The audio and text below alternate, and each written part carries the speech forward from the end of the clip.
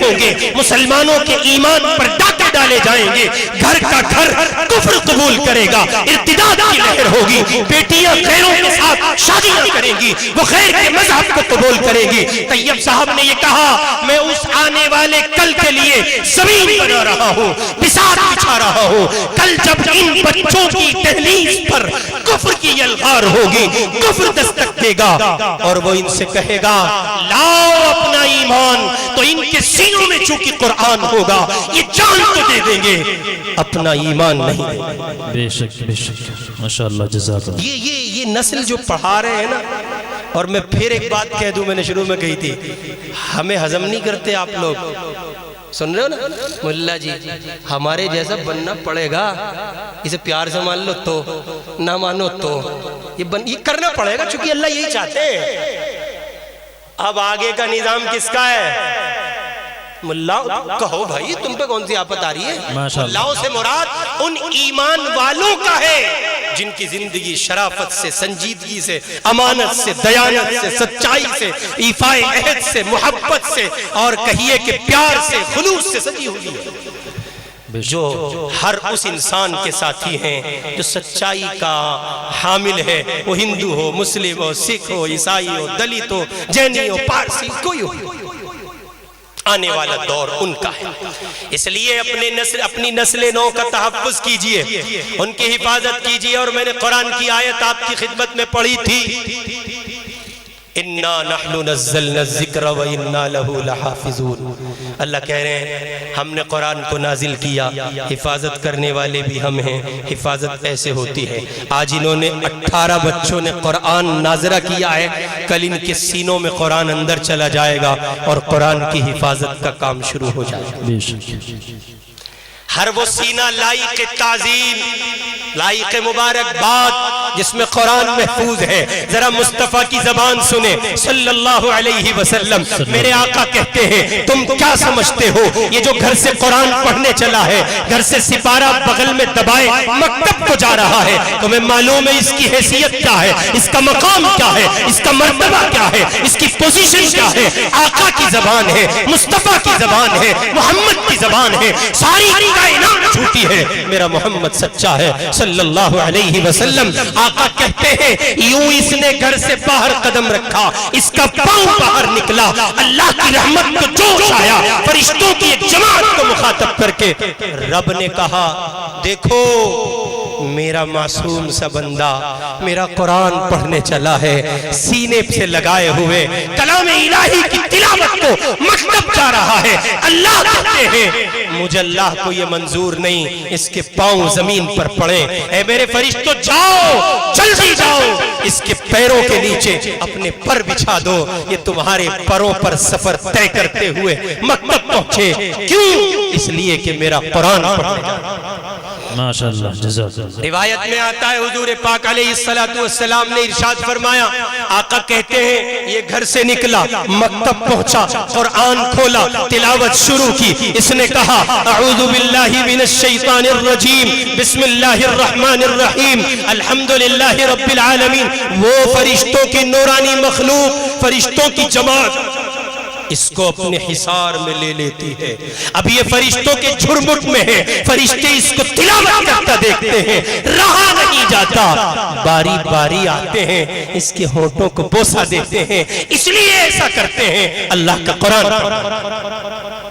اتنا ہی نہیں، گھر سے نکلا، مکتب کو چلا، واپس نہیں آیا، 11 بجے 12 بجے، مکتب کی چھٹی تو 10 بجے ہو چکی، 1 بج گیا، 2 بجے، کئی گھنٹے زائد ہو گئے، ماں بے چین ہے، باپ تڑپ رہا ہے، دوڑ کے چلا آیا، آ کے مکتب میں قاری صاحب سے پوچھا اتنی دیر ہو گئی، کہاں سے میرا بچہ اب تک نہیں پہنچا؟ ادھر قاری صاحب تسلی دیتے ہیں، ادھر عرش پہ بیٹھا اللہ تسلی دیتا ہے، رب کہتا ہے میرے بندے سن، میری بندی سن، تیرا بیٹا میرا قرآن پڑھنے گیا ہے، تیری بیٹی میرا قرآن پڑھنے گئی ہے، میں اللہ تجھ سے وعدہ کرتا ہوں سلامتی کے ساتھ گھر لوٹاؤں گا، اور اگر ایسا ہوا مقدر میں کچھ اور لکھا ہے اور وہ اس دنیا سے چل بسا تو اے میرے بندے بندی سن، تیرا رب تجھ سے وعدہ کرتا ہے تیرے بیٹے کو کل قیامت میں شہداء کی صف میں جگہ دوں گا۔ بے شک اجی مول صاحب کیا کرو گے انہیں حافظ جی بنا کے کیا ملے گا؟ 5,000 10,000 بتاؤں؟ کمپیر کرتے ہیں لوگ کیا ملے گا؟ کسی مولی صاحب کے کپڑوں پہ کبھی وہ دیکھی سلوٹیں؟ وہ ہمارے ایک عالم ہے مولانا سلمان صاحب، آپ لوگ بور تو نہیں ہو رہے؟ مجھے بتا دینا اگر ختم کرنا ہوتا۔ مولانا سلمان صاحب ایک ملک میں ہیں، وہ عالم ہیں، شاعر بھی ہیں۔ ان سے کسی ٹی وی اینکر نے کہا، خاتون نے، آپ مولوی کیوں بن گئے؟ تو انہوں نے بڑا اچھا فکرہ کہ آپ مولوی کیوں بن گئے؟ آپ اتنے اچھے شاعر ہیں۔ اس نے کہا مولوی بننے کا فائدہ بہت ہے۔ کہ وہ کیسے؟ کہ آپ مجھ سے پوچھو چینی کیا بھاؤ ہے؟ تو انہوں نے کہا بتائیے، کہ مجھے پتہ ہی نہیں۔ انہوں نے کہا مجھ سے پوچھو آٹا کیا بھاؤ ہے؟ کہ آٹا کیا بھاؤ ہے؟ مجھے پتہ ہی نہیں۔ مجھ سے پوچھو دال کیا بھاؤ ہے؟ پتہ ہی نہیں۔ گوشت؟ پتہ ہی نہیں۔ لیکن مجھے نہ آٹے کا، نہ دال کا، نہ چینی کا، نہ چاول کا، کسی کا بھاؤ نہیں پتا۔ میری بریانی میں، حلوے میں، قورمے میں، دال میں کوئی کمی نہیں۔ ماشاءاللہ ماشاءاللہ۔ ارے گھر میں اچھے سے اچھا کھانا پکاوے گا، اگر خود نہیں پہنچاوے گا تو پیچھے چودرن کھڑی ہے چمٹا لیے۔ دیکھیں آپ، ہمارے حضرت مولانا منیر صاحب بامبے میں ایک بزرگ ہیں کالینہ میں، وہ کہنے لگے میں اپنے ایک مرید کے گھر چلا گیا، مرید نے دعوت کی میری، اور ایک وقت طے ہو گیا کہ بھئی حضرت فلاں دن تشریف لے آئیں۔ اس مرید نے اپنی بیوی سے جا کے کہا کہ حضرت آ رہے ہیں اور ذرا دال چاول بنا لینا، وہ بامبے میں دال میں کڑی پتہ ڈالتے ہیں، ذرا ٹیسٹی بنا لینا تھوڑی سی، حضرت آ رہے ہیں، آلو کا بھرتا کر لینا، یہ کر لینا، وہ کر لینا۔ اس نے گھر میں مرغیاں بھی پالی ہوئی تھی، تو اس کی گھر والی نے سنا اور پھر اپنی پوری توانائی اور طاقت کو جمع کر کے اس مرغی کی طرف مخاطب ہو کے کہا یہ سانڈنی گھر میں اسی لیے پالی ہے کہ حضرت آئیں گی تو دال پکے گی؟ کیسی باتیں کرتے ہو؟ حضرت آئیں گے یہ مرغیاں ذبح ہوں گی۔ اس پر مولانا فرما رہے تھے کہ بھائی مرغے ہمارے مقدر میں اس لیے زیادہ لکھے ہوتے ہیں کیونکہ مرغے بنتے بھی ہیں۔ ماشاءاللہ۔ بار کیف محبت بھری باتیں آپ کی خدمت میں نے رکھ دی ہیں۔ اپنے بچوں کو قرآن پڑھائیے، عالم حافظ بنائیے، ناظرے تک محدود مت رکھیے۔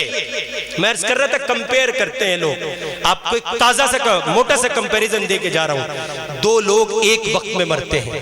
کتنے لوگ؟ 2 لوگ ایک وقت میں مرتے ہیں۔ ایک وہ جس کا بیٹا قرآن پڑھا ہوا نہیں ہوتا، ایک وہ جس کا بیٹا قرآن پڑھا ہوا ہوتا ہے۔ دونوں کا واضح سا فرق ہے۔ جس کی اولاد نے قرآن نہیں پڑھا وہ مسجد سے سپاروں کی پیٹی اٹھا کے خیرات مانگتا ہے، بھیک مانگتا ہے، در در پارے پہنچاتا ہے، سپارے پہنچاتا ہے۔ میرا باپ مر گیا، اللہ کے واسطے ایک سپارہ پڑھ کے بخش دیجئے۔ جس کا بیٹا حافظ ہے، ابھی باپ حالت نزع میں ہے، روح نکلی نہیں ہے، بیٹے نے تلاوت شروع کی، یاسین والقرآن الحکیم، ادھر اس کی زبان قرآن نکلا ہے، ادھر اللہ نے کہا آسانیاں بھی کرو، رحمتیں بھی کرو، اور چھوڑو کیا اس سے جو ہے پتہ پوچھو گے، مغفرت بھی کرو۔ ابھی قبر تک پہنچا نہیں ہے، اللہ نے مغفرت کے فیصلے کر دیے ہیں۔ بہت زیادہ مبارکبادی کے مستحق ہیں آپ کے بستی میں یہ مکتب ہے دار قاسم کے نام سے، نام کا انتخاب بھی بہت شاندار ہے۔ اللہ تعالیٰ اس کو مزید ترقیات سے ہمکنار فرمائے، علوم شرعیہ کے چشمے یہاں سے جاری و ساری فرمائے۔ آپ کی خدمت میں چند ایک گزارشات، پہلی تو یہی اپنے بچوں کو قرآن کا حافظ بنائیے، اپنی بیٹیوں کو قرآن پڑھائیے، حافظہ بنائیے، معیاری قرآن پڑھائیے، تاکہ کل جب یہ بیٹی ماں بنے تو اس کی اولاد کو قرآن پڑھانے میں اسے کسی مشکل کا سامنا نہ ہو۔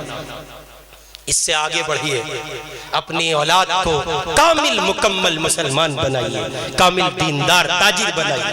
مزید دوسری گزارش آپ کی خدمت میں یہ کہ آپ اور حضرت مولانا نواز صاحب، علماء اور عوام، یہ گاڑی کے 2 پہیے ہیں، اگر ایک بھی نکلا تو گاڑی نہیں چلے گی، کسی ایک میں پنچر ہوا تو گاڑی نہیں چلے گی۔ عوام اور علماء کا ساتھ ایسے ہے، اور اگر ساتھ نہ ہو تو ایسے ہے، پورے دہرادون میں شاید کہیں نہ بچتی ہو، یا ہندوستان میں کہیں بھی نہیں، پوری دنیا میں کہیں نہیں بجتی، ایسے ہتھیلی نہیں بجتی۔ آپ ایک طرف کھڑے ہیں، حضرت مولانا نواز صاحب ایک طرف کھڑے ہیں، وہ آپ کے بچوں کو دین دیتے ہیں اور آپ ان کا خیال کرتے ہیں۔ وہ کیسے کرنا ہے مولانا سے پوچھ لیجئے گا، پھر نتیجہ نکلے گا، یہ ہتھیلی بجے گی اور آواز نکلے گی، یعنی کام ہوگا۔ اور تیسری بنیادی گزارش یہ ہے کہ آپ جس پہلو سے، جس زاویے سے، جس شکل پر مولانا کے کام آ سکتے ہو، کام آئیے۔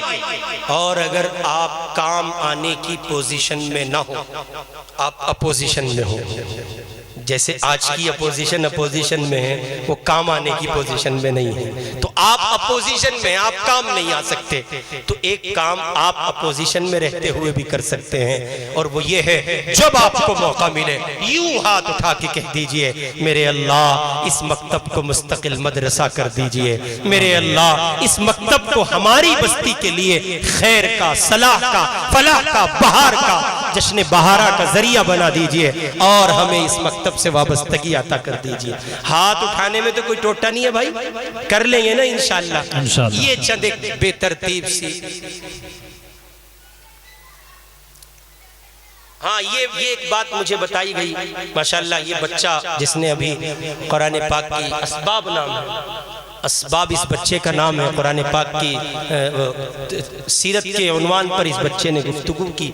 اس کے بڑے ابا ہیں، ان کی مکان میں مکتب چلتا ہے، جی طاہر صاحب بہت زیادہ مبارکبادی کے مستحق ہیں کہ آپ کا مکان کام آ رہا ہے اللہ کے دین کی اشاعت کے لیے، ٹھیک اس طرح جیسے حضرت ارقم کا مکان مکے میں کام آیا تھا میرے مصطفیٰ کے دین کی اشاعت کے لیے۔ سبحان اللہ۔ حضرت ارقم ابن ارقم ایک صحابی ہے، حضور کو جگہ کی ضرورت پیش آئی، مکے میں حرم میں دین کی اشاعت مشکل ہو رہی تھی، تو حضور کو ضرورت پیش آئی۔ حضرت ارقم ابن ارقم ایک صحابی ہیں، انہوں نے اس ضرورت کو محسوس کیا اور انہوں نے اپنا گھر پیش کیا۔ یا رسول اللہ میں اپنا گھر پیش کرتا ہوں آپ کے دین کے لیے، اور پھر جو اللہ نے ارقم کے گھر کو بہاریں عطا کی ہے، میں آپ کی خدمت میں بس یہی عرض کروں کہ خدا آپ سے بھی ارقم جیسی کچھ خدمتیں لے لے۔ آمین اللہم اس واسطے، اور یہ صرف طاہر صاحب کے لیے بالخصوص اس لیے کہ ان کے مکتب میں، ان کے گھر میں مکتب چل رہا ہے، ان کو پروٹوکول ملنا چاہیے، آدمی جب کام کرے تو پیٹ تھپ تھپانی چاہیے، یہ سارے کام آپ بھی کر سکتے ہیں۔ بے شک ہر آدمی کے کام کی شکل مختلف ہے، ایک عمارت تعمیر ہوتی ہے تو اس میں ایک بندے کا رول نہیں ہوتا، بہت سارے بندوں کا رول ہوتا ہے۔ ایک معمار مستری ہے جو بنا رہا ہے، ایک مزدور ہے جو اس کے ساتھ لگا ہے، ایک مٹیریل دے رہا ہے، ایک لا رہا ہے، ایک بنا رہا ہے، اور ایک ایسا ہے کچھ نہیں کر رہا ہے، خالی ایڈوائز کر رہا ہے، یہ اینٹ آپ نے غلط لگائی ہے، ذرا اس کو صحیح کریں۔ جی ہاں، کچھ ایسے ہیں جو کچھ نہیں کر رہے، آئے سبحان اللہ کیا مکان بنایا ہے، جی ہاں اس کا بھی حصہ، اس کا بھی حصہ ہے۔ آپ کچھ نہیں کر سکتے، آئیے بیٹھیے اور مولانا نواز سے کہیے کیا بات ہے مولانا، سیلوٹ کرتا ہوں آپ کو، کتنا شاندار مکتب چلا رہے ہیں، آپ کا بھی حصہ لگتے ہیں۔ بہت کام ہے، جس پہلو سے، جس زاویے سے دین کے کام آ سکتے ہو آ جاؤ، کل قیامت کا دن ہوگا، کوئی دیکھے نہ دیکھے، کوئی سمجھے نہ سمجھے، کوئی جانے نہ جانے، اللہ سب دیکھتا ہے، سب جانتا ہے، سب پہچانتا ہے۔ وہ قیامت کے دن ہزاروں لاکھوں کروڑوں اربوں انسانوں کی بھیڑ میں سے آپ کو چنے گا، تو میرا وہ بندہ ہے جو میرے دین کے لیے فلاں موقع پہ کام آیا تھا، اس کی برکت سے تیری مغفرت کا اعلان کیا جاتا ہے۔ یہ چند بے ترتیب سی بکھری سی باتیں میں نے آپ کی خدمت میں رکھی، نیا تھا آپ کے لیے، کوئی بات کسی کو ناگوار گزری ہو، سخت گزری ہو تو اللہ کے لیے معاف فرمائیے گا۔ اللہ رب العزت ہمیں اور آپ کو عمل کی توفیق نصیب فرمائے۔ وآخر دعوانا ان الحمدللہ رب العالمین۔ ماشاء